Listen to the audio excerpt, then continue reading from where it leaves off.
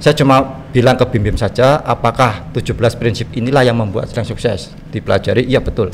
17 prinsip. Iya. Jadi judulnya apa? The Slang Ways. The Slang Ways 17 prinsip generasi biru. Jadi sebutan untuk fans-fansnya sekarang generasi biru. Catat 17 prinsip. 17 prinsip generasi biru yang menyebabkan sukses gitu, atau mungkin di browsing aja.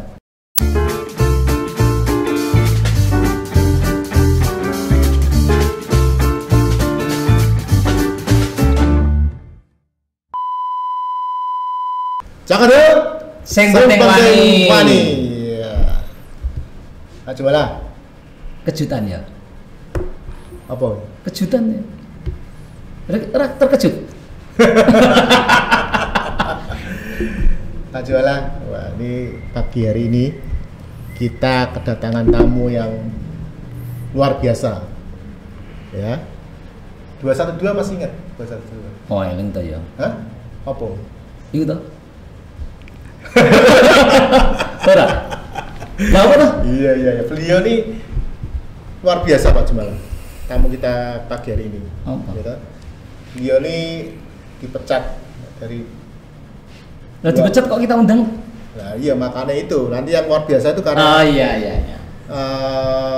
Kelemahan beliau ini malah jadi sebenarnya di sesuatu yang Apa? dahsyat. Jadi dua Apa? kali dia drop out. Luar biasanya beliau apa? 2 kali drop out universitas, dari. ya. Oh. Terus malah ajaibnya itu sekarang sudah nulis 15 buku Pak, dan 7 buku pertama ditulis dalam waktu 22 bulan. Wah, super. Ya kan? Super. Lalu bukunya ini buku karangan beliau ini yang judulnya The Slang Ways. Slang Ways. ways. Itu sudah dapat apresiasi dari Pak Presiden Joko Widodo. Wah, mantap. Ya kan? Luar biasa Pak. Super. Ada lagi? Oh, ada lagi, masih banyak Pak. Sampai sore ya ceritanya. Gitu. Orang situ. Ya kan? Diwawancara. Nah makanya ini, kayak saya ambil yang paling heboh juga ya. Bukunya yang judul 180 derajat itu sudah masuk dan dibagikan ke peserta Kick Andy waktu itu. Wis, tepuk tangan yang kedua. Kan? Lalu bersama ini juga apa? Pernah lihat sinetron ini nggak dulu? Jin dan Jun. Ya, tapi ini sama Junnya dia. Sama Junnya lah. sama Sahrul Gunawan. Ya, terus sekarang dalam rangka apa sama Sahrul Gunawan? nanti biar beliau yang jelaskan. Oh iya wis. Ya kan? Pokoknya wis tahu ada hubungan lah ya. Nanti kalau saya menjelaskan semua Orang ya, sido teko. Ya, Boleh. Nanti dia pulang malah. Iya. Terus sekarang ini beliau sudah mengembangkan lagi dan mempunyai lembaga pendidikan, Pak. Dan nanti kita langsung aja ke beliau, kita kulik-kulik ya. Iya. Kita peres ya sampai habis ya. Yes. Gitu ya. Jeruk diperes gitu ya. Langsung aja beri aplaus. Beliau adalah Bapak Edi Susanto. Perlu kita angkat enggak? Enggak saya. Gendong berdua ya. Saya kecil nggak perlu digendong. Pagi Pak Ganda, Pak Jumala. Terima kasih. Seger banget ya Pak Di. Alhamdulillah. Seger cerah gitu. Karena warnanya merah. Merah putih gitu. Poso. Alhamdulillah. No, berhalangan ya. Iya. Kan merah. Pak Edi. Dari tahun berapa mulai nulis buku itu Pak? Iya, oke. Sekarang udah 15 tuh. Iya, betul. Pertama nulis kapan tuh Pak? Ya, sebelumnya saya sampaikan terima kasih atas undangannya Pak Ganda, terus Pak Jumala. Saya Terima ketemu kasih. pribadi yang sangat unik. Ya, ini unik namanya karena ganda. Ya, rezekinya bisa digandakan, kemudian pahalanya bisa digandakan. Pak Jumala juga unik. Dari rambutnya udah putih semua. Ya, ini tandanya itu. Rambut putih kok wis diamini. Belum rambut ngomong kecepetan. Sudah mulai meninggalkan dunia hitam, masuk kepada dunia putih. Kalau saya putihnya masih dikit, bahkan kalau dari jauh nggak kelihatan ya Mbak ya. Iya. Berarti saya masih ada di dunia hitam Pak. Oh iya. Hati-hati Pak Ganda. Oke. Rambutnya ya. Iya. Oke. Jadi buku pertama saya terbit itu tahun 2009. Judulnya 2009. Betul. Judulnya Becoming Young Rich Man. Becoming Young Rich Man. Iya. Young Rich Man. Iya, formula menjadi jutawan muda.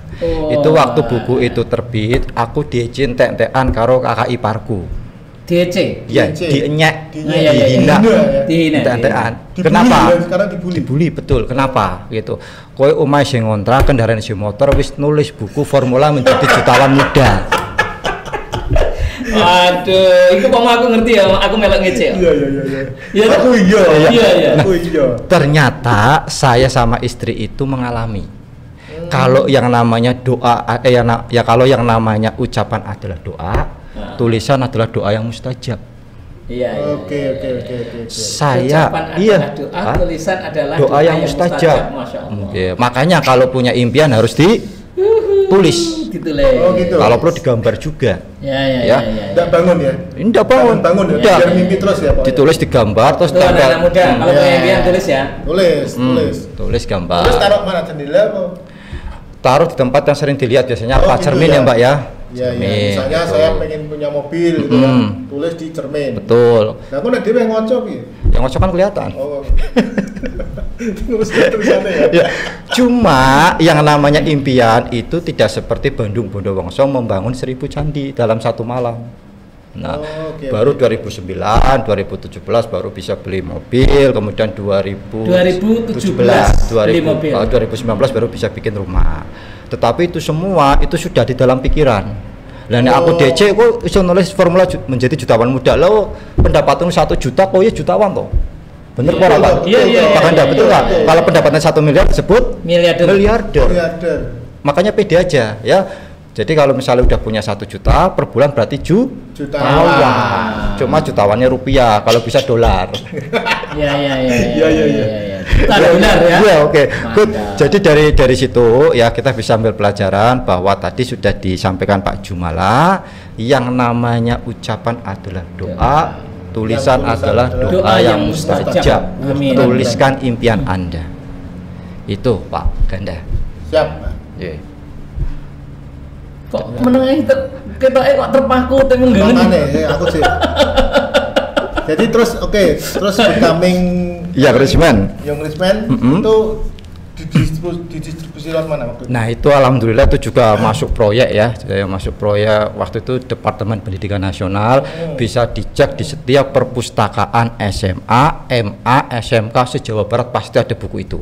Kalau sampai nggak ada lagi dipinjam berarti. Itu Becoming Rich Man itu. Yang Rich Man iya. Itu malah Becoming Rich Man itu. Iya, yang Rich Man. Jadi waktu malah belum punya apa-apa nulisnya itu. Betul. Tadi dibully sama kakak iparnya itu toh. Ya kan? Itu usia berapa jenengan? Berarti tahun 2009 usia 29. 2009 usia 29. Jadi tinggal sampai 20. Iya. Nah ini tadi apa? Makanya betul juga kalau orang yang disulimi itu doanya manjur. Oh gitu ya? Iya, disulimi sama kakak ipar sendiri. Nah itu tadi apa? Kalau yang drop out itu 2 kampus itu gimana tuh? Iya, oke, good. Ya. Itu padahal dibayari uang tua tuh ya? Betul sekali Pak Ganda. Ya, jadi sampai untuk drop out kan 2 kali itu ya nggak boleh pulang Pak.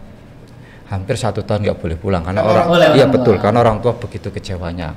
Ibaratnya orang tua di Pemalang. Iya. Terus sekolah jenengan di Semarang. Iya. Nah itu seneng kok waktu itu suruh apa dipaksa orang tua emang maksudnya waktu dulu ya? Ya, jadi pertama itu kan tahun 2000 berapa ya? 2001. Ya saya drop out di 3 perpajakan Undip, 2004-nya S1 Psikologi Undip. Kalau yang 2001-nya itu masih diampuni sama orang tua. Yang pertama. Wis saya milih kuliah opo? Yang pertama di mana? Di 3 perpajakan Undip juga. Perpajakan Undip ya. D3 perpajakan Undip terus sampai berapa semester? Ya sampai 6 semester. Sebenarnya saya sudah ikut TA, ngerjakan TA dapat nilai AB tapi nggak ikut wisuda. Karena nggak apa ya, nggak happy. Dulu itu masuk UMPTN 2 kali gagal karena pengen jadi dokter. Nggak masuk terus. Gara-gara gitu. Nah, terus jadi ini terpaksa bicara masalah aib ya. Bisa dikatakan saya ini orang yang ngomong Jawa ngomong apa Pak, bodoh ini seteko. Bodoh seteko. Lagi saya ember Eko sih cilik. Iya. Dulu SMA itu hampir tidak lulus karena nilai UN saya ya itu matematika, fisika, kimia, biologi itu paling 3, 4. Iya. Nah, kemudian UMPTN tidak masuk 2 kali, ngambil kedokteran semua. Ya, setelah diterima kuliah itu juga nggak selesai. Nah, ini titik balik saya Pak Ganda. Pak Jumala, ya. Dimana ketika kita dalam kondisi nothing, ketika kita dalam kondisi di bawah, itulah kekuatan terbesar kita sesungguhnya. Kenapa Pak Ganda, Pak Jumala? Karena kalau kita sudah di dasar, kita bisa jatuh lagi, Nggak bisa. Jatuh nang di mana? Kalau kita sudah nggak punya apa-apa, sudah nothing, ada nggak yang bisa hilang dari diri kita? Tapi ada loh, sudah jatuh ketimpa tangga. Nah itu. Memang nggak bisa ke bawah, tapi bisa ketimpa tangga, betul. Artinya apa? Kalau sudah sakit, ketimpa tangga pun tidak akan terasa sakit. Betul. Ya. Jadi kayak kemarin kalau misalnya istri saya pembukaan mau melahirkan itu sudah sakitnya luar biasa, mau dikantemin mau diapa udah nggak kerasa. Ya. Karena sudah ngalami sakitnya sakit.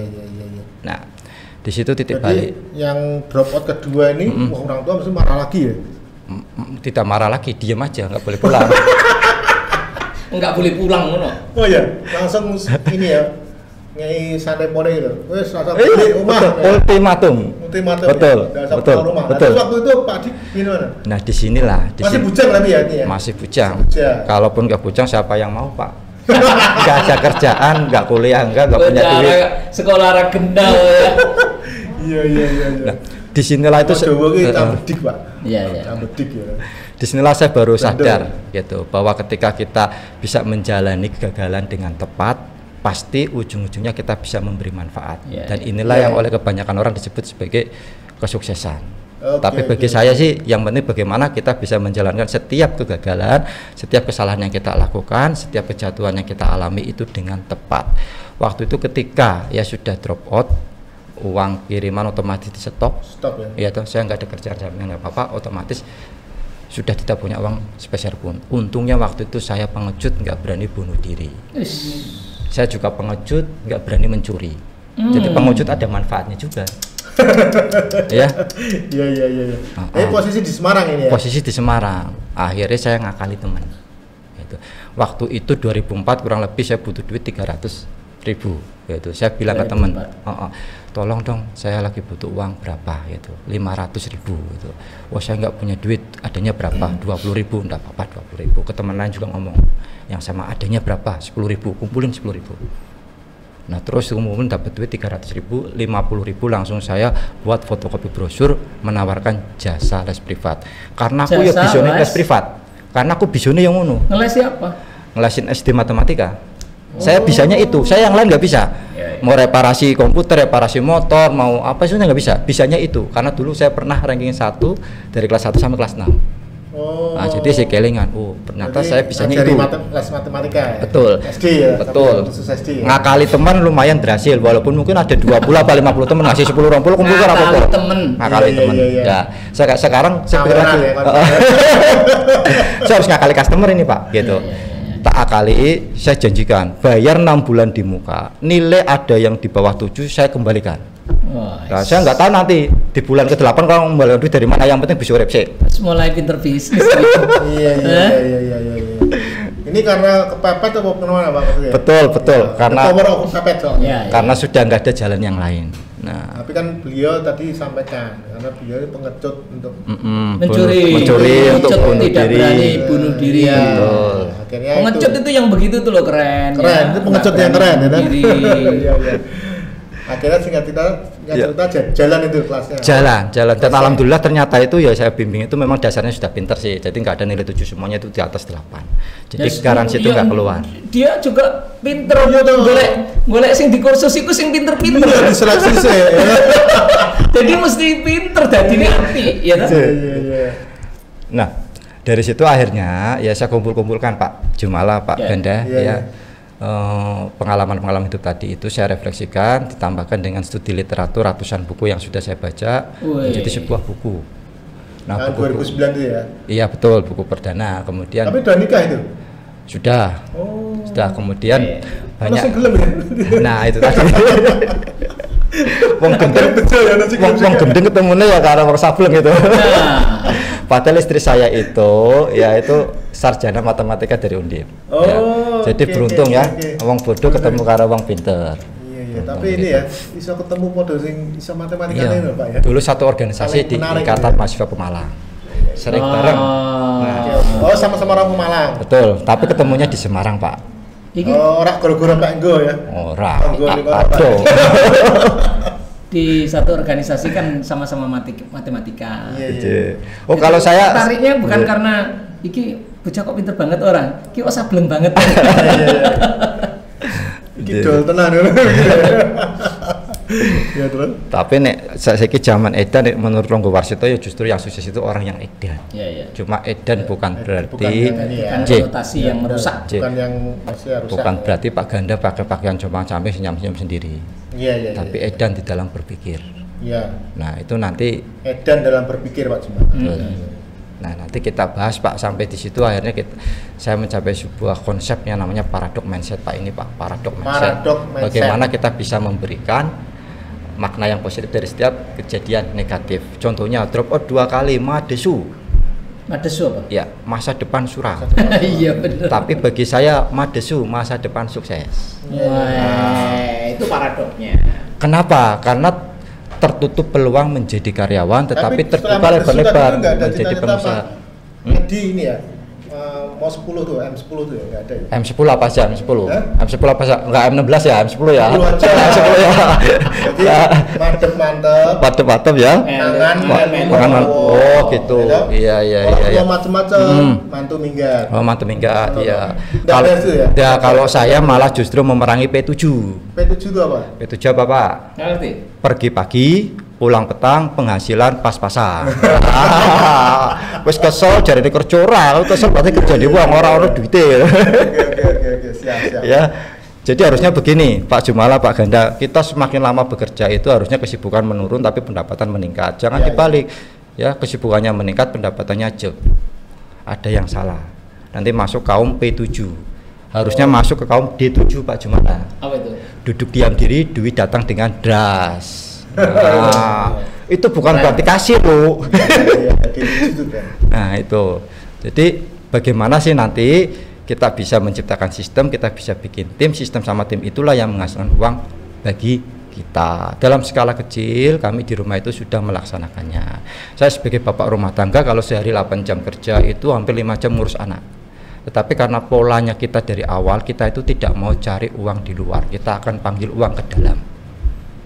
Di dalam rumah ya? Betul. Uangnya yang ditarik ke dalam. Betul. Diundang. Bukan kita yang tertarik keluar mencari uang. Gitu. Betul. Paradok.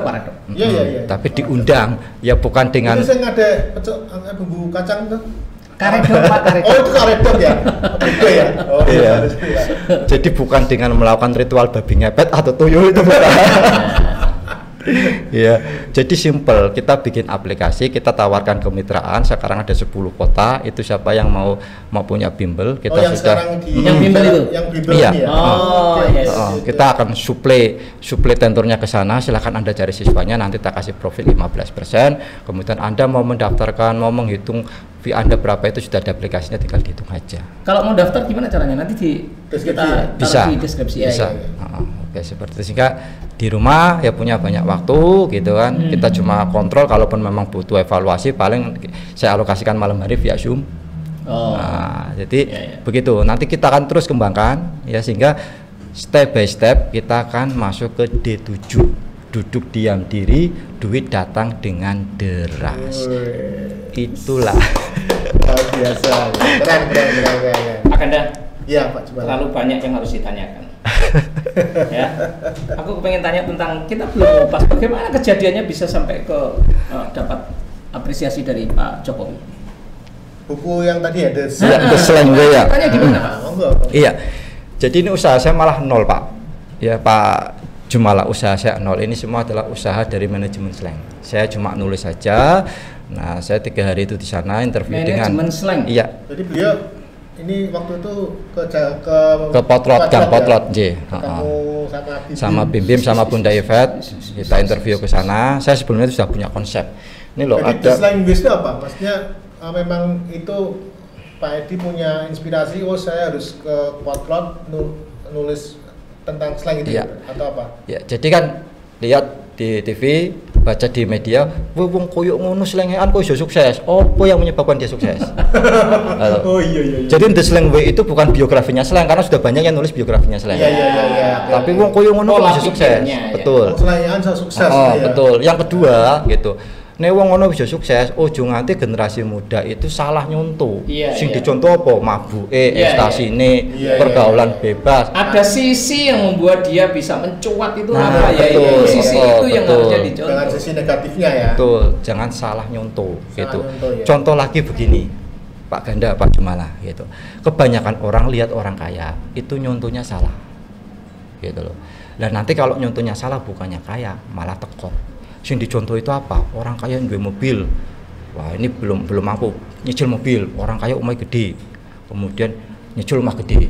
Akhirnya apa? Bandar tekor. Kok bisa? Ya salah nyontoh. Harusnya apa? Pola pikirnya orang kaya bagaimana? Kinerjanya orang kaya bagaimana? Produktivitas orang kaya. Betul. Polanya. Nah, saya juga khawatir generasi muda itu salah nyontoh nih slang dan memang kebanyakan salah nyontoh. Ya ini kemarin kan benar. heboh juga kan, flexing itu akhirnya banyak orang yang nyontoh kan. Nah, nyontoh flexingnya? Iya, akhirnya kan terjebak sendiri dong, ikut trading itu kan, uangnya malah bobol. Nyontoh jalannya tapi jalannya keliru, itu keliru kabeh kok. Flexingnya keliru, jalannya ya keliru. Betul, ya. Jadi salah nyontoh itu pun di buku saya yang judulnya Ilusi Kekayaan, Pak. Betul, Pak. Salah nyontoh itu dulu ya gitu, Pak. Oh, pernah pengalaman ya? Nyontoh konco ya. Aku nyontoh kapak. Iya. Salah nyontoh sih enggak contoh. Balik ke slang. Ya, oke. Good. Ya. Jadi itu adalah upaya dari manajemen slang dalam hal ini adalah Bunda Ivet. Ke sana ya? Iya. Benar ke Potlot berapa hari itu, Pak? Cuma 3 hari aja. Kok bisa diterima sama slang? Jangan wis kenal saat dulu. Jadi kan sebelum The Slang Way itu kalau tidak salah buku saya ke-7. Saya kirimi buku saya ke-6 ke manajemen slang. Saya seorang penulis motivasi begini-begini. Apakah berkenan jika slang itu saya buatkan bukunya bukan biografinya tetapi prinsip-prinsip yang menyebabkan slang itu bisa sukses. Jualan iki yo apik tenan. Ya. Ngeri. Jualan ini ya apa tenan? Jualan dodolan supaya idenya bisa dibeli slang itu. Benar. Super. Ya. Good. Kemudian datang dia memanfaatkan kekuatan orang lain. Iya. Enggak, tapi menawarkan ke slang itu sendiri. Iya, itu ya keren. Nanti yang sampai ke Pak Presiden itu. Nah, sampai ke Pak Presiden ternyata pakai slang. Iya. Wah, keren. Betul. Terus saya ngitung, kalau misalnya nanti dijatah, didistribusikan segini, duitnya berapa segini. Wah, aku nggak mau duitnya, saya tempelin penerbit. Pak, ini saya udah mau bukunya saya tulis, gimana? Mau nggak membiayai? Berangkat. Loh ya toh? Sing biayai slang. Yang membiayai penerbit Dahara Press. Oh, penerbit, iya. Iya. Jadi yang disengaringin jenenge Jual Indonesia. Jualan slang. Dia. Super. Biasa. Akhirnya berangkat ke sana, interview, tapi sebelumnya sudah punya konsep. Saya cuma bilang ke Bim saja, apakah 17 prinsip inilah yang membuat slang sukses? Dipelajari, iya betul. 17 prinsip. Iya. Judulnya apa? The Slang Way, 17 prinsip generasi biru. Jadi sebutan untuk fans-fansnya sekarang generasi biru. Catat 17 prinsip. 17 prinsip generasi biru yang menyebabkan sukses gitu, atau mungkin di browsing aja. Ya. Browsing. Jadi salah satu tujuan saya nulis buku itu tadi, Pak, ya, agar saya itu tidak perlu menyimpan terlalu lama apa yang saya pikirkan, makanya itu saya kasihkan di buku saja. Begitu sudah sampai di buku ya lali kabeh. Lali kabeh, benar. Tapi jejak digital selalu ada, intinya begitu. Atau jejak cetak. Iya. Itu kan ada. Itu buku keberapa itu yang? Kalau tidak salah ke-7, Pak. Kalau tidak salah ke-7 itu. Iya. Itu bulan kedua ya. Kan kedua. Betul. Iya. Terus yang ke Kick Andy gimana ini? 180 derajat, iya, oke. Jadi 180 derajat itu tentang perubahan mindset. Jadi kalau kita berubah 180 derajat itu kan berubah total. Kalau berubahnya 360 derajat balik lagi. Terbalik. Matematika. Aku berubah total 360 derajat. Balik mana? Makanya supaya 180 derajat. Nah, ternyata banyak orang itu yang merubah karir misalnya dari karyawan ke pengusaha. Ternyata nanti balik jadi karyawan lagi. Ya, itu kenapa? Ya, karena mindsetnya belum berubah. Oh iya. Itu sudah biasa aman, sudah biasa nyaman, terjamin pasti sebagai karyawan, tiba-tiba buka usaha, itu rak pasti ono resikone, kadang lembur dan sebagainya, akhirnya balik lagi. Kenapa? Karena mindsetnya tidak ikut berubah, gitu. Nah, sama kalau misalnya ya orang dari pacaran mau menikah itu mindsetnya harus sudah dirubah. Kalau nggak dirubah nanti jadi pacaran lagi. Artinya apa? Nanti bercerai lagi. Beda sekali antara orang pacaran sama orang yang menikah. Padahal harusnya pacaran itu harus jujur, harus ditampilkan apa adanya, tapi tidak mesti tampilkan yang terbaik. Baru kayak tongkol yang bisa menikah. Jualan kan yang harus ditampilkan yang baik ya kan? Dari awal ditampilkan yang jelek mau pergi pacarnya. Tapi ada positifnya ketika menampilkan yang jelek. Untuk apa? Untuk perbandingan. Untuk perbaikan. Iya. Nah, kembali ke The Slang Way tadi, Pak Jumala, ya. Ke 180 derajat tadi, ya. Itu kerjasama antara penerbit dengan yayasannya GND itu dibagikan ya kepada penonton GND waktu itu, dan mungkin momennya tepat ya. Karena waktu itu lagi marak-maraknya perubahan revolusi mental atau apa gitu ya. Pas ya tadi. Nah, saya juga dapat undangan tapi dilalang belum waktunya jadi orang terkenal, akhirnya nggak bisa hadir karena sudah ada acara. Karena apa? Karena ya sudah ada acara, ada seminar yang sama gitu kan. Kalau misalnya mau nolak panitia kan juga tidak profesional dan sebagainya. Benar. Tetapi setidaknya ya alhamdulillah buku kami itu sudah ada yang masuk ke GND dan ada jejak digitalnya, bisa dicari nanti. 180 derajat. Kok bisa masuk di GND? Gimana caranya? Saya tidak paham Pak, karena itu hasil kerjasama penerbit 3 serangkai ya, Metagraph ya. Jadi saya sebagai penulis itu belum profesi Pak Jumala, itu masih baratnya itu apa yang ada di sini itu daripada hilang saya tuangkan di situ aja. Iya, betul. Gitu. Kalaupun dapat royalti lumayan bisa buat beli bakso 1 RT lah. Kalau lafaz tadi ya masih ke bimbingan belajar gitu. Itu buku berapa itu yang masuk ke GND itu? Berapa ya Pak ya? Mungkin sekitar ke 12 mungkin ya Pak ya, 12 ya. Sekitar 12. Terus ini buku yang terakhir ke-15 ini? Yang ke-15 itu ini Sarjana Zaman Now. Oh, Sarjana Zaman Now. Betul. Nah, sekarang itu yang namanya sarjana itu pekerjaannya itu seragam satu Pak. Apa? Mencari pekerjaan. Sarjana itu mencari pekerjaan. Iya. Umumnya ya, kecuali orang yang tadi ya, anti mainstream. Nanti yang mempekerjakannya malah lulusan SMA. Nah ini Pak, ini buku The Power of Negative Words ya Pak? Iya.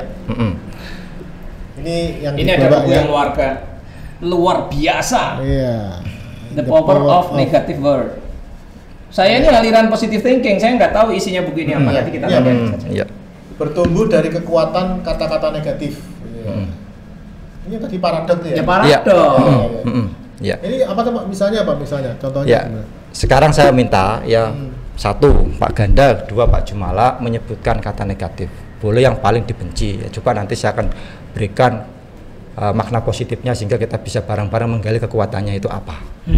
Silakan. Pak Jumala dulu mungkin 1 kata negatif. Jelek. Malas. Oke, good. Saya mulai dari malas dulu ya. Jadi kalau katakanlah general mindset, orang malas itu nggak bakal sukses. Ya toh. Kalau kamu malas bangun tidur, pagi-pagi rezekimu sudah dipatok ayam. Kan begitu. Ya. Itu sering dengar saya. Tetapi jangan salah gitu. Malas itu justru pangkal sukses. Loh kan memang bangun siang itu kan judulnya bangsawan Pak. Bangun bangsa tangyawan. Ya. Oke, good. Ya. Jadi malas ini ya bisa menjadi kunci sukses karena apa? Karena begini ya. 1, ternyata yang namanya ya gelombang otak alfa itu aktif ketika kita dalam kondisi malas. Relax, santai, betul. Nah, ketika kita dalam kondisi alfa, ya silakan nanti dicek referensinya, itu penelitiannya. Ketika kita dalam kondisi alfa, kita ada masalah, kita pikirkan, tuing, ketemu solusinya. Kita pengen mewujudkan impian kita harus masuk dalam gelombang alfa, nanti ketemu caranya, tuing. Masuk gelombang alfa itu semi tidur loh bro. Iya.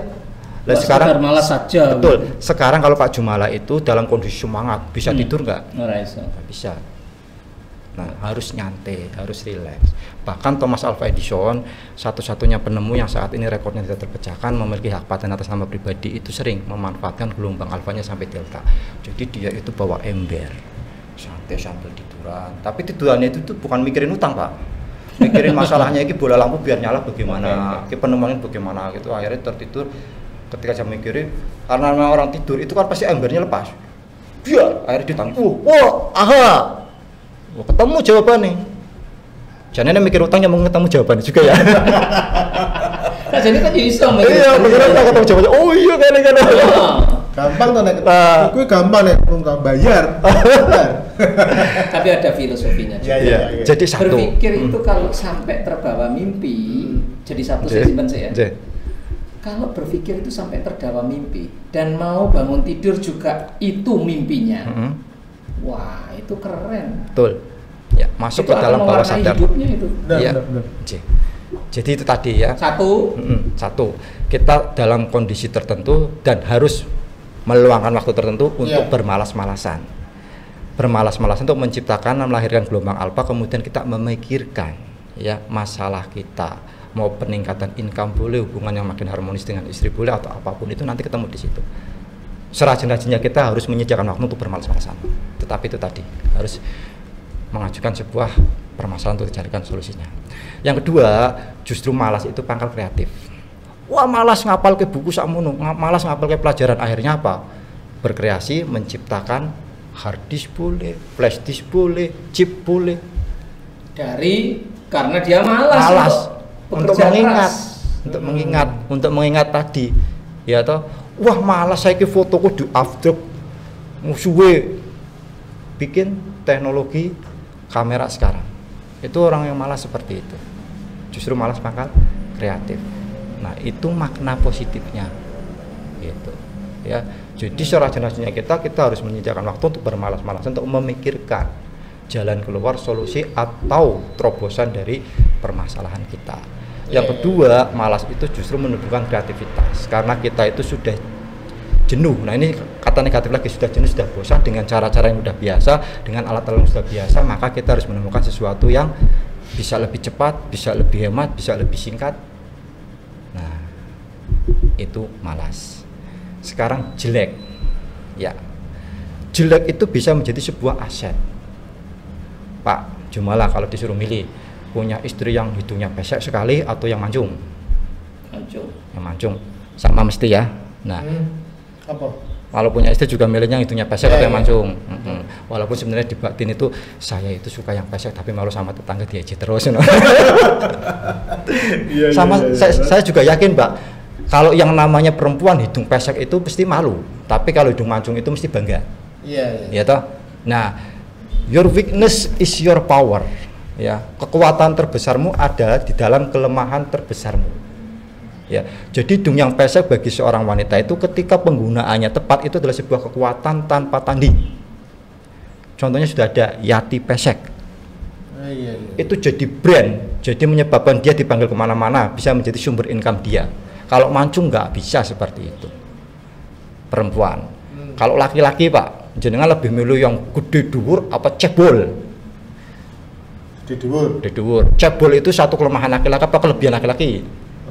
Kelemahan. Tetapi Ucok Baba bisa menggunakan kelemahannya tadi menjadi sebuah kekuatan tanpa tanding, termasuk Oni Syahrial, terus apalagi itu Daus Mini.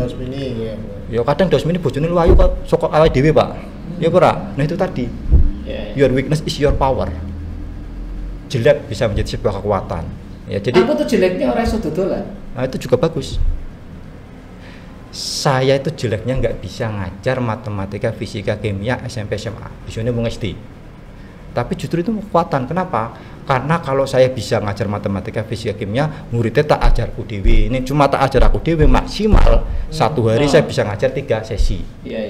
Tetapi kalau diajarkan sama orang lain itu tanpa batas sesi, bisa 100, bisa 1000, bisa 10.000 sesi. Sama dodolan mau ya ngono ya. Betul. Justru ini mindset yang sangat berbeda ya. Kalau mindsetnya seorang entrepreneur, dia lebih hebat dari saya. Tapi kalau mindsetnya profesional, saya lebih hebat dari dia. Mindset apa? Mindsetnya seorang entrepreneur, Anda lebih hebat dari saya. Ya. Tapi kalau mindsetnya profesional, saya lebih hebat dari Anda. Kok bisa begitu? Nah, kalau entrepreneur begini, Anda itu jauh lebih hebat dari saya. Oleh karena itu Anda lah yang mengerjakan, saya yang terima bayarannya. Mantap. Anda lebih hebat dari saya. Oleh karena itu Anda saja yang mengerjakannya, aku terima bayaran. Makanya sampai tadi ya, sampai ke Jokowi sampai iya, itu karena slang lebih hebat dari beliau, penerbit lebih hebat dari beliau, ya lebih hebat dari guru-guru lebih hebat dari beliau. Silakan dikerjakan, aku terima bayarannya, Bang. Sekarang begini ya, coba paradoks mindset lagi. Ya. Pak Jumala sama Pak Ganda berantem. Iya. Pak Jumala berani ngomong gini, saya yang salah, Anda yang betul. Anda dibalik. Saya yang salah, Anda yang betul. Berani ngomong gitu nggak? Lo pada saat berantem? Pada saat berantem. Nggak bisa, nggak bisa ngomong berantem. Ya. Oh no nih berantem bu karena Raiso ngomong kuwi. Nah, betul. Nah coba sekarang sudah nggak berantem, bisa nggak? Bisa nggak menerima seperti itu? Bisa. Oh bisa. Bisa, tentu bisa. Kenapa bilang ini yang benar, Anda yang salah? Coba Pak Jumala, kenapa bisa seperti itu berantem? Saya berantem, aku nggak bisa ngomong ngono. Pas berantem ya? Pas berantem. Kondisi berantem. Setelah berantemnya? Setelah berantem. Oh iya, sampean sih bener Pak Ganda. Sorry ya. Iso tuh ya. Alasannya? Alasannya karena kita sudah sadar bahwa setiap persoalan itu selalu ada kontribusi kesalahan kita. Pasti. Iya. Itu nggak muncul waktu berantem ya? Nggak muncul. Nggak mungkin. Iya. Pak Ganda sama alasannya begitu? Iya sama, kurang lebih sama. Iya, oke, good. Berani gini nggak Pak nantinya kalau sudah reda berantemnya, Pak tunjukkan kesalahanku. Tunjukkan kesalahanku. Pak saya yang salah. Itu jenengan benar, tunjukkan kesalahanku Pak, biar saya semakin terang benderang. Nah, ketika Pak Ganda bilang seperti itu, Pak Jumala akan semakin terbuka hatinya. Aku yo salah. Jangan ini suami istri berantem itu begitu. Kamu yang benar dek, saya yang salah, maafkan saya dek ya. Mesti hatinya dulu. Nah, tapi nih perempuan nggak seperti itu. Iya. Nah itu sebelum malam ya ngomong gitu ya. Iya. Nah itu paradoks mindset. Iya. Saya kembali ke sini loh. Iya. Tadi kita bahas loh. Ini ya. Paradoks tadi. Satu contoh lagi. Ya paradoksnya itu, tapi ini loh negatif word. Ya. Jadi memang harus ada logika yang kita pahami, di mana kalau ada perbuatan-perbuatan negatif atau yang terkesan merugikan kita, itu bisa kita jalankan. Ada peribahasa air susu dibalas dengan air tuba. Pak Jumala, ketika Pak Jumala itu memberikan air susu kepada saya membalasnya air tuba, apa yang dilakukan oleh Pak Jumala? Normalnya. Ya, marah. Normalnya. Iya, marah. Terus saya diapain Pak? Laporin polisi, pencemaran nama baik. Macam-macam tergantung. Ya tergantung masalahnya. Ya, konteksnya, levelnya. Ya betul. Nah, bisakah Pak Jumala itu ketika dapat air tuba dari saya membalas ke saya malah air susu? Bisa saja. Kenapa kok bisa Anda lakukan seperti itu? Untuk orang-orang yang sudah tercerahkan, begitu kita kasih air susu terus, enggak tahan manusia itu. Enggak tahan, dia pasti akan baik. Akan baik. Jadi mengharap ada perubahan sikap dari saya gitu Pak ya? Enggak selalu harus begitu. Terus? Ya kita berbuat baik, berbuat baik saja. Berbuat baik saja. Begitu loh. Yeah, good. Ya. Bisa berharap begitu. Wong kita hidup ini kan sosial, kepengen juga dibaikin orang itu normal lah. Betul. Ya. Tapi kalau dikasarin orang? Ya bisa baik, bisa enggak. Tergantung situasi hati kita. Tapi normalnya dikasarin jangan jawabnya kasar. Ya. Betul. Nah, disinilah paradoks mindset berlaku. Disinilah the power of negative buat berlaku. Logikanya apa sih? Kalau kita itu diberi air tuba, kita dengan gembira membalas air susu. Logikanya apa? Nah, logikanya begini, ya. Kita mendapatkan atau misalnya Pak Jumala mendapatkan air tuba dari saya, ya Pak Jumala itu harus ingat-ingat dulu. Ini bukan air tuba dari Pak Edi, ini adalah air tuba orang yang dulu saya zolimi, saya sudah lupa. Saya hanya dijadikan media Tuhan saja. Entah orangnya sudah pindah, betul, untuk yang pekerti, gitu. Sehingga bersyukur Pak Edi, terima kasih kau sudah mengurangi karmaku, kau sudah mengurangi jatah air tubaku. Udah berkurang. Kemudian nih sebagai ucapan terima kasih tak kasih air susu. Nah, berarti dikasih 2 kali ya toh? Iya. Pertama sudah ngasih air susu, balesnya air tuba, terus dikasih air susu lagi. Ya. Betul. Nah, air susu yang Pak Jumala berikan ke saya itu tidak akan hilang, walaupun saya nanti membalas dengan air tuba lagi. Kebangetan ya. Iya. Nah, kenapa? Ya kan kebangetan juga. Betul, tapi ada juga loh. Iya, ada seperti itu. Normalnya begitu, normalnya. Betul. Nah, normalnya sing ketiga ora gelem kapok gitu ya. Iya. Kapok kayak banyu putih wae. Padahal nanti kan KI kok kayak banyu putih sih ngekei lumayan. Akumulasinya air susu Pak Jumala yang ada pada diri saya, entah kapan waktunya itu akan mengalir ke Pak Jumala. Betul, bisa lewat media yang lain, tidak harus lewat saya. Bisa lewat media yang lain dan juga bisa langsung, Bro. Betul. Iya. Nah, itu seperti begini ya. Jadi saya punya konsep, ada yang namanya rekening bank kehidupan. Ada 2 karyawan. Ini yang mau saya jelekan yang mana nih? Pak Ganda atau Pak Jumala? Saya minta izin dulu. Oke, tak jelekan ini ya. Aku sudah minta izin ya. Oke, aku sudah minta izin. Ya. Pak Ganda itu punya kinerja cuma 4 juta ke perusahaan. Benar. Pak Jumala punya kinerja 6 juta. 4 juta, 6 juta berarti yang diberikan ke perusahaan kinerja 4 juta, 6 juta. Karena di perusahaan yang sama dengan posisi yang sama digaji 5 juta, 5 juta. Ya, kinerja 4 juta, gaji 5 juta, kinerja 6 juta, gaji 4 juta. Pak Ganda merasa lebih untung daripada Pak Jumala enggak? Ya. Jadi Pak Ganda itu karena kinerja 4 juta itu ya malas-malasan berangkat, kadang menyebabkan perusahaan digaji 5 juta. Gaji gede. Kadang berangkat, kadang tidak, merugikan perusahaan. Tapi kalau ini tuh kinerjanya bagus, produktivitasnya tinggi, rajin, bahkan menyelesaikan pekerjaan lebih dari yang seharusnya, tapi 5 juta. Yang ini malas-malasan, sering bolos, tidak berprestasi, sama 5 juta. Pak Ganda merasa lebih beruntung daripada Pak Jumala? Iya pasti. Jenengan protes ke manajemen, kayak sih malas-malasan koyo ngono kok gajine padha karo aku. Aku sing berprestasi di sini ora harapannya. Umumnya gitu. Nah, gitu. Nah, kalau kita memahami paradoks mindset, justru yang diuntungkan adalah Pak Jumala. Ya. Logikanya bagaimana? Kan biasanya kan orang begitu, ya.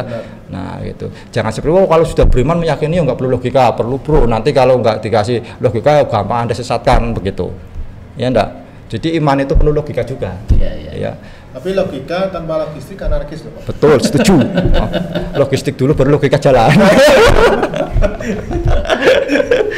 Kenapa? Karena kalau perut lapar akhirnya mau ngakali. Bener. Tapi udah kejalan akalnya jalan ya, ngatuk turu gitu. Itu jadi enak lapar no berarti. Kalau saya kasih logistik kan. Iya, betul Pak Jumala. Jadi umumnya ini akan senang. Dan juga ayam tetap ini mesti protes. Mesti protes. Bahkan kalau protes nggak diikuti dan dituruti resign. Kan begitu padahal. Iya. Dan ini real, ini terjadi. Ini berlaku. Nah, logikanya bagaimana? Jadi di kehidupan kita itu ada yang namanya rekening bank kehidupan. Rekening bank kehidupan itu seperti perbankan, itu ada 2 produk. Satu, rekening utang rezeki, dan yang kedua rekening deposito rezeki. Nah, masuk kepada Pak Ganda nih. Pak Ganda itu kinerja 4 juta tetapi mendapatkan gaji 5 juta. Berarti tercipta saldo 1 juta. Itu adalah utang rezeki Anda ke perusahaan. Defisit. Anda di rekening bank kehidupan buka rekening yang namanya utang rezeki.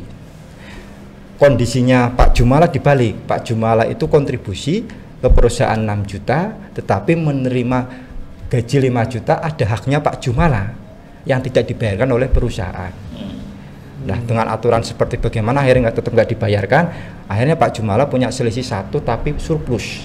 Hak Pak Jumala yang belum dibayarkan, sama rekening bank kehidupan dicatat Pak Jumala punya rekening deposito rezeki. Baik utang rezeki maupun deposito rezeki itu pasti ada jatuh temponya. Kalau utang nggak jatuh tempo namanya pemberian. Ya, oke. Baik utang maupun deposito itu ada jatuh temponya, gitu loh. Misalkan Pak Ganda sama Pak Jumala itu 10 tahun bekerja di perusahaan tersebut. Kita hitung utang rezekinya Pak Ganda adalah 1 juta kali 12 kan setahun. 12 juta kali 10 berapa? 120 juta. Depositonya Pak Jumala sama 1 juta kali 12 juta dikali 10 120 juta jatuh tempo tes pasti entah dengan mekanisme dengan skema bagaimana bisa mobil hilang senilai 120 juta anak Anda atau istri Anda itu bisa sakit keluar rumah sakit senilai 120 juta yang repot lagi itu apa istri Anda ya hilang sama sopir Anda senilai 120 juta. Ini contoh. Iya. Pasti ditagih kalau sudah jatuh tempo atau mungkin nyicil Pak, sing hilang motor, kecopetan. Kan, Pak, nandur tuh ngunduh. Nah, betul. Nah, Pak Jumala sama ketika deposito rezekinya sudah jatuh tempo juga begitu, ya. Entah dapat undian, anak keterima kerja, kemudian menang tender proyek atau apa pasti. Gitu loh. Iya. Nah, jadi itu tadi ngunduh wahing pekerti, tidak perlu protes, gitu, tidak perlu protes. Jadi kita harus terus memberi lebih karena kelebihannya tadi itu masuk ke rekening kehidupan dalam bentuk deposito rezeki. Tapi kalau kita ya memberi kurang dari yang sudah kita terima masuk ke utang deposito. Nah orang-orang yang kaya itu apa deposito rezekinya itu gede. Gitu. Nah, ngomongin deposito rezeki, ya Pak Ganda sama Khairul Tanjung, pemilik Trans Corporation, kayak mana? Kayak. Kalau di Paradox Mindset itu kayak Anda. Oh gitu ya? Iya, kalau di General Mindset kayak Khairul Tanjung. Bisa jelaskan Pak kira-kira kenapa kok bisa Pak Ganda ini lebih kaya daripada Khairul Tanjung? Karena Pak Ganda itu lebih kaya. Iya, kenapa lebih kaya? Ya wes dia. Udah paham. Pasti semua kita mengimani ya bahwa Tuhan itu Maha Adil. Betul. Jadi setiap kali bayi yang lahir itu nggak bisa dibeda-bedakan. Iki kok rezekine oke, iki rezekine sithik, iki oke sithik, iki Khairul Tanjung bayine rezekine oke, Pak Ganda sithik itu tidak adil. Kasih rezeki sama semua. Besarnya sama semua. Dalam bentuk deposito Pak. Kalau kita punya rekening deposito bisa untuk dibelanjakan nggak Pak? Nggak bisa, harus dicairkan dulu ke bank baru dapat guys, baru dibelanjakan. Karena kan deposito itu kan kita punya simpanan tapi diikat dalam kurun waktu tertentu 1 bulan, 3 bulan, 6 bulan, 1 tahun dan seterusnya dalam bentuk deposito. Nah yang membuat Khairul Tanjung itu kaya, dia sampai saat ini sudah mencairkan 90% lebih deposito rezekinya buat bayarin karyawan, buat kemewahan hidup dia dan sebagainya itu sudah dicairkan tuh depositonya. Jadi tinggal 90%. Iya lebih. Jadi tinggal dikit deposito dia yang belum dicairkan. Sementara depositonya Pak Ganda itu belum dicairkan, baru dipakai mungkin 5%. Sehingga depositonya Pak Ganda masih 95%, Khairul Tanjung sudah tinggal 10%. Kalau begitu kayak siapa? Isi deposito pirang-pirang. Iya, kayak Pak Ganda. Nah sekarang pertanyaannya Pak Ganda, bagaimana sih Pak Ganda bisa mencairkan 95% depositonya tadi? Cara mencairkannya itu. Pak Ganda sebetulnya masih banyak yang belum saya tanyakan. Aku bisa nyimpen pertanyaan banyak. Ya tapi waktunya. Oh gitu ya, nggak terasa ya, malah lebih ya. Kayaknya apa diperpanjang aja? Ya nanti kita undang lagi. Loh, kok video dibikin seri 1, seri 2 tuh ya? Ya oke. Tapi nggak seru lah ya. Nggak seru. Nanti kita undang lagi sahabat-sahabat. Pasti sahabat-sahabat penasaran. Bukunya itu 15 loh. Apa mau dibahas semua ya? Satu ya. Jadi 15 judul, 15. Jadi kan ini tadi membahas ini ya. The Power of Negative Word. Ya. Itu adalah paradoks ya. Ini paradoks tadi ya. Terus yang ini belum ini. Itu juga biar belum. ini paradoks juga ini sama. Sama ya. Ya. Nah topiknya yang itu nanti. The next yang bahas tadi yang The Slang West itu. The Slang West boleh atau Gendeng West 212 juga boleh. Sahabat-sahabat pasti nunggu semua ini. Iya. Penasaran. Aku durung takon bagaimana perjalanan suksesnya itu. Mindsetnya metu teko sekolahan iku piye? Iku durung tak takono. Iya. Lu kok metu iki lho? Lu padahal kan dia orang hebat. Taunya orang hebat setelah nulis 15 buku. Iya. Begitu kan? Benar. Tapi pada saat dia keluar itu kan mindset yang tidak dimiliki banyak orang. Nah itu yang belum kita ungkap. Nanti kita tunggu di video berikutnya, oke? Ini jawaban sombongku ini Pak. Isine bisone kamu orang hebat itu keluar dari sekolahan. Jawaban sombongnya ini. Aku paus ke lebon akuarium, ora muat. Lah itu kan ngomong saiki. Lah itu begitu. Kita perlu gali benar-benar apa yang terjadi saat itu sehingga kalau ada anak-anak yang begitu Oh, ojo putus asa ya. Iki lho contoh nih. Ngono lho Mas. Ya. Oke. Tapi sebelum berpisah kita tips coba. Nah, Edi kasih tips ke sobat Kendel. Iya. Oke, good. Ya. Jadi bagi sahabat apa tadi Pak? Kendel. Sahabat Kendel ya. Sahabat Kendel, sekarang itu ketika Anda memiliki kelemahan, Anda memiliki kekurangan, itu adalah sebuah kekuatan dan sebuah kelebihan. Harus disyukuri, jangan minder. Kenapa? Karena rumusnya kelemahan digunakan dengan tepat itu akan menjadi kekuatan. Kekurangan digunakan dengan tepat itu akan menjadi kelebihan. Mantap.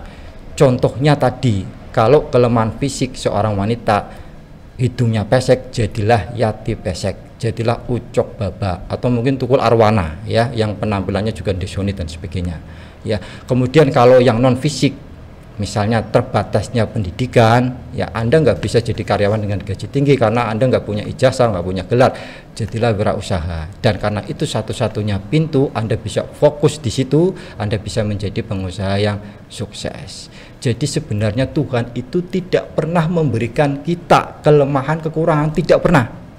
Kitalah yang melabeli itu sebagai sebuah kekurangan, itu sebagai sebuah kelemahan.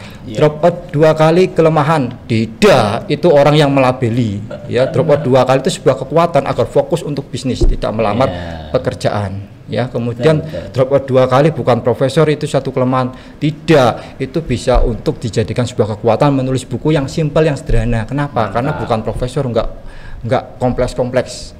Nah, jadi sekali lagi ini penting sekali, itu Tuhan tidak pernah memberikan kita kelemahan atau kekurangan, kitalah yang melabeli, yang mengimani, yang mengamini itu sebagai kelemahan kita. Tidak ada, adanya adalah kekuatan dan kekuatan. Itu Pak Ganda, Pak Jumala. Luar biasa ya. Luar biasa. Edi Susanto ya. Oke, sobat Kendel, terima kasih ya. Semoga ada inspirasi yang didapatkan dari ngobrol-ngobrol kita dengan Pak Edi pagi hari ini ya. Pak Jumala, nanti kita harus undang lagi ya. Ya, insya Allah. Siap. Pasti diharapkan teman-teman. Oke, Iwahyu daging Kendel. See you, Cahaya Kendel. Jangan lupa ya, sobat Kendel, silahkan like, bunyikan lonceng, dan bunyikan loncengnya. Sampai jumpa lagi.